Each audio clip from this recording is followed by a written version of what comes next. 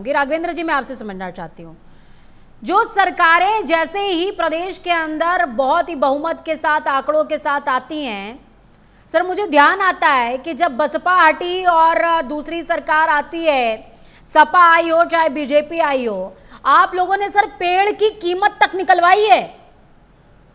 Gomti river front की बात कर ली जाए, आजम खां की लाइब्रेरी की बात कर ली जाए, कहीं की भी बात कर ली जाए, एक एक चीज की कीमत तक निकाल लेते हैं आप। और 100 करोड़ की फंडिंग देश की आत्मा का नाश करने के लिए हो गई, उसका किसी को कानो कान भनक नहीं। ऐसा कैसे हो सकता है सर? बहुत बड़ा सवाल है, ऐसा कैसे हो रहा है? कहां बिजी हैं आप लोग? आपका कहना बिल्कुल सही है। निश्चित रूप से कहीं ना कहीं कुछ चूक तो हुई है।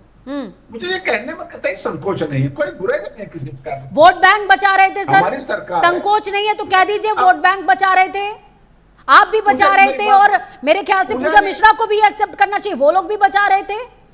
पूजा जी मेरी बात हो जाने दीजिए, हमें लग रहा है आपको समझ में आ जाएगा। तो हम लोगों को जैसे जानकारी मिली वैसे इसको लेकर के हम लोग संजीदगी से काम किया। आज की तारीख में हमारी सरकार का ही परिणाम है, जो एक सूत्र पकड़ में आया था उसके बाद हम लोगों ने पूरा इसकी जो खाद उधेड़ करके रख दी है।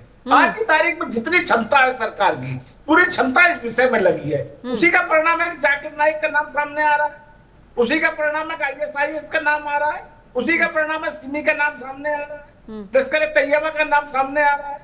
हम लोग इस विषय को लेकर के काम करते रहे हैं। भाई आप ये बात क्यों नहीं सोचती, जब केंद्र में कांग्रेस की सरकार हुआ करती थी तो जाकिर नाइक क्या क्या करता था? कांग्रेस के नेता उनको जाकिर नाइक जी कह करके बुलाया करते थे, उनके पलक पौड़े बिछाए रहा करते थे, वो लोग पूरे देश में खुलेआम भाषण किया करता था। जाकिर नाइक क्या हुआ करता था? सिमी के समय क्या हुआ करता था?